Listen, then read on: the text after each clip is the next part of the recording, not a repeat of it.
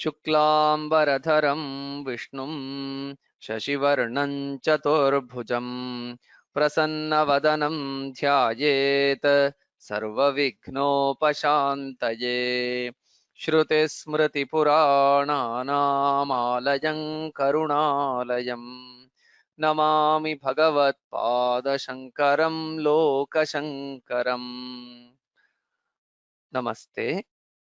We will see the meanings of Shri Vishnu Sahasranama based on Shri Shankaracharya Bhashya for verse 59. First, we will now see the verse.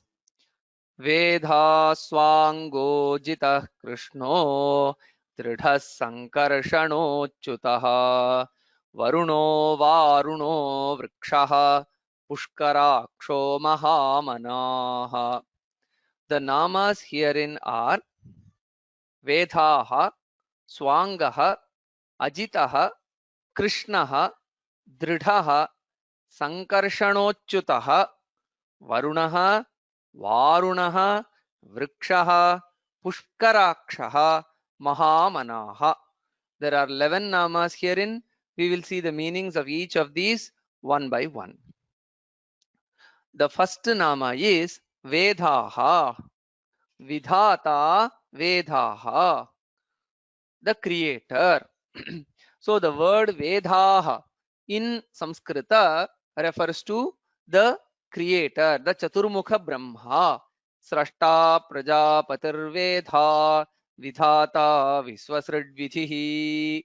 So this is the Amara Kosha, where among the list of names of the creators, that is Chaturmukha Brahma, we find the Nama Vedaha, which means the one who creates. So among the various manifestations of Bhagavan Narayana, the Chaturmukha Brahma manifestation is also Swami Bhagavan Narayana himself. The next nama is Swangaha. Swayameva Karyakarane Angam Sahakarotiti Sahakariti. The one who is himself helpful in his tasks. So here in this nama, Swangaha, Swa and Anga are the two components.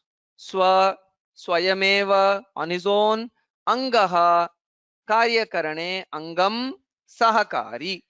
So the point here is he is the initiator and he is also the instrument. So someone proposes and the other person executes. Normally we see this in worldly transaction.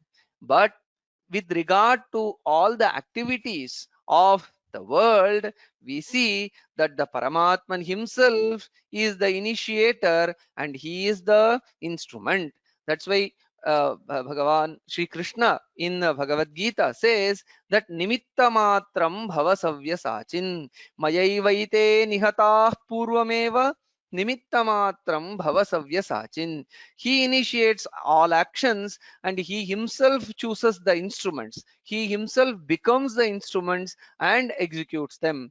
That idea is beautifully brought out by this interpretation of the Nama Swangaha. The next Nama is Ajitaha. Na kenapyavatareshu jitaha iti. In all his incarnation, the one who is undefeated. Ajita has two components, na and jita. When they fuse together, we get the term Ajita, generally means the one who is na jita, undefeated. So in all his various manifestations as Rama, Krishna, Parashurama and all these avatars in Varaha, Matsya and all these avatars who successfully overcame all those who were impediments in the path of dharma and who was never defeated, who was always able to accomplish, who was always capable of accomplishing the higher goal of establishing dharma and removing the impediments in the path of dharma, the adharmic elements. The next nama is Krishnaha. Krishnaha, Krishna Dvaipayanaha. Krishna refers to Krishna Dvaipayana Vyasa. So the name Krishna is used here, and Acharya here points that this nama points to sage Vyasa, who was also known as Krishna, who because of his uh, um, color. So Krishna Varnaha, he was black in color or dark in color, and he was also Dvaipayana. Dvaipayana means who was born on an island to Mother Satyavati and sage Parashara. So Krishna in Mahabharata refers to three characteristics especially. So one is Vasudeva Krishna, then the other is Krishna Dvaipayana Vyasa, and the third character is Krishna Draupadi. So all these were Krishnas, the those with the dark complexions, but all these were stellar characters who contributed a great to the knowledge and understanding of dharma. So in this context, the Krishna Dvaipayana Krishna is mentioned as the meaning of the term. So to this, Acharya quotes from Vishnu Purana, where he states, Krishna Dvaipayanam Vyasam Vidhi Narayanam Prabhum Kohyanyah Pundarikakshat Mahabharata Krit Bhavet. Vishnu Purana, written by sage Parashara himself, says, so Parashara about his son Vyasa makes this statement, says that Krishna Dvaipayanam Vyasam Narayanam Prabhum Vidhi. So Krishna Dvaipayana Vyasa is none other than Bhagavan Narayana, and who else other than Bhagavan Narayana himself can write this great itihasa, the great epic called Mahabharata. The next nama is Dridhaha. Swaroop सामर्थ्यादेः प्रच्युत्य भावात् दृढ़ः, the one whose form and potency capabilities never change, never mutate, and hence firm. So the term dridha refers to the one who is firm. So what is the firmness here point to? The firmness, Acharya interprets that the firmness here points to prachutyabhava, bhava, non-changing, non-mutating form. In what sense? In his samarthya, in his potency, in his activities, which is expressed, which expresses his samarthya in srishti, sthiti and laya, it always remains the same. And his swarupa, his pure conscious form, that also never changes. Hence swarupa samarthyadehe prachutyabhavaha, bhavaha, his potency and the activities expressed through his potency and also his pure conscious form never changes, and hence he is firm, dridha, unchanging. The next nama is Sankarshanoচ্युतः. Samhara samaye yugapat prajaha sankarshati sankarshanaha nachyotati swarupadityachyutah sankarshanoच्युतः iti namaikam savisheshanam. During the annihilation, the one who simultaneously draws within himself all the created beings at once, while the one who does not change his nature or form. Sankarshanoচ্युta is one nama with adjective. So here the nama Sankarshanoচ্युतः. So though it is made up of two independent grammatically correct words, Sankarshanaha and Achyutaha, from the point of view of the Sahasranama, as a nama to Bhagavan Narayana, it is seen as one term, one nama, Sankarshanoচ্युतः. So what is the meaning of Sankarshanoচ্युतः? So, and before that, Acharya himself clarifies this is one nama with an adjective. So, Achyuta is the noun which is qualified by the adjective Sankarshanaha. So, the meaning of Sankarshana and Achyuta has to be explained. So, what is Achyuta, which is the noun which is being qualified? Na Chyotati Swarupadityachuta. As mentioned earlier, the one whose form does not mutate, the one whose form does not change. So, that is Achyutaha. And what is the adjective? What is the qualifying term to this? The qualifying term to this is Sankarshanaha. Samhara samaye yugapat prajaha sankarshati iti Sankarshanaha. During Samhara, during the annihilation, during the pralaya, yugapat prajaha sankarshati. Prajaha, the created beings, yugapat sankarshati, simultaneously, all at once, who draws everyone towards himself. So the idea here is that while all the created beings mutate, change, and undergo modification, he being Achyuta, he is stable, he is Sthira, he is Dridha, and he is Achyuta, and being such, he uh, makes changes, modifies, brings in Srishti, Sthiti, and Laya. So, this glorious deed of Bhagavan is brought about by the nama Sankarshanochuta. The next nama is Varunaha. Swarashminam Samvaranat Sayangataha Suryo Varunaha. The one who withdraws his rays, the evening setting sun is Varunaha. So the nama Varunaha, Varuna is grammatically derived as Samvaranat Varunaha. Samvarana means the one who covers or the one who withdraws. So what does he cover or what does he withdraw? He withdraws the rays. So during the evening time, when the sun is in the process of setting, Sayangataha Surya, the evening sun, as he is setting, he draws or he covers all his rays. So Samvaranat Varunaha Suryaha, the setting sun that draws back to himself all the rays, is glorified by the term Varunaha. And we have seen in so many earlier namas that Varuna or the Surya is none other than Bhagavan Narayana, the Aditya Mandala Varti Vishnu. So that aspect of Surya is brought about through this nama Varunaha. Imam me Varuna Shruti Havam. So in the Rigveda also, the Varuna is glorified as a great divinity. That is quoted by Acharya. The next nama is Varunaha. Varunasyapathyam Vasishtho Agastyo Va.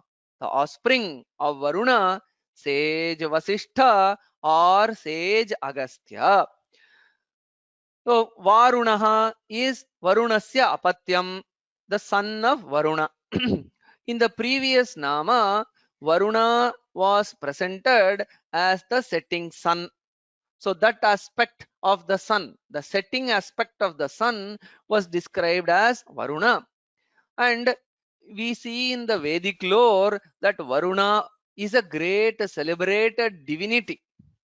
So Ratrikalasya, Apanasya, Abhimani Devata Varunaha. That's how Sayanacharya describes while explaining the mantra Shanno Mitrasham Varunaha. So Varuna himself is a great divinity celebrated with so many mantras in the Vedas. And we see in the Vedas and also the Puranic lore that this Varuna, this divinity Varuna, had offsprings or sons, Vasishtha and Agastya. And both these sages, Vasishtha and Agastya, just like Krishna Dvaipayana Vyasa, we saw that Bhagavan is Krishna Dvaipayana himself.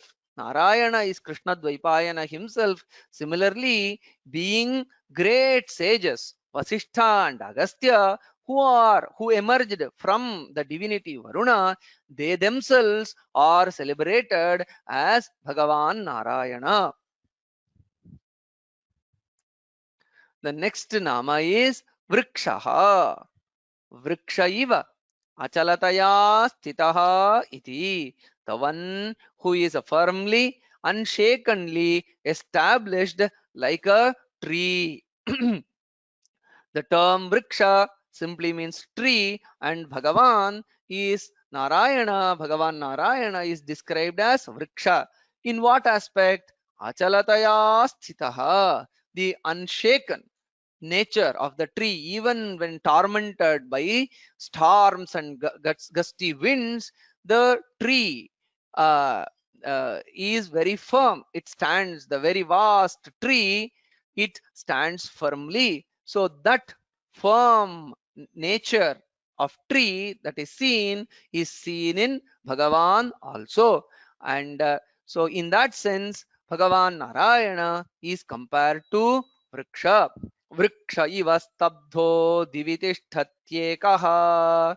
In Shvetashvatara Upanishad, we see Vriksha iva stabdhaha, like a firm, unshaken tree. Divi ekaha tishtati. In the heavens, a personality, a divine personality is established. So that divine personality which is established in the heavens and in all the entire universe is none other than Bhagavan Narayana. The 10th nama is Pushkaraksha. There are a couple of interpretations to this nama. The first interpretation is Hridaya Pundarike Chintitaha, the one who is meditated upon in the lotus of the heart. So in this nama, we find Pushkara being referred to. So Pushkara means the lotus. So what is the lotus that is referred to here? Acharya clarifies, Hridaya Pundarika. The lotus of the heart is indicated by the term Pushkara, and the one who is meditated upon in the lotus of the heart, he is Pushkaraksha. The second interpretation given to this nama by Acharya is Swarupena Prakashata Itiva, the one who shines in his own pure conscious form, he is also Pushkaraksha. So just like the lotus that shines forth beautifully in a pond, similarly the one who shines forth in his pristine pure form is described as Pushkaraksha. The 11th nama is Mahamanaha. Srishti Sthityanta Karmani Manasaiva Karotiti. The one who does creation, sustenance and annihilation of the world by his mind itself.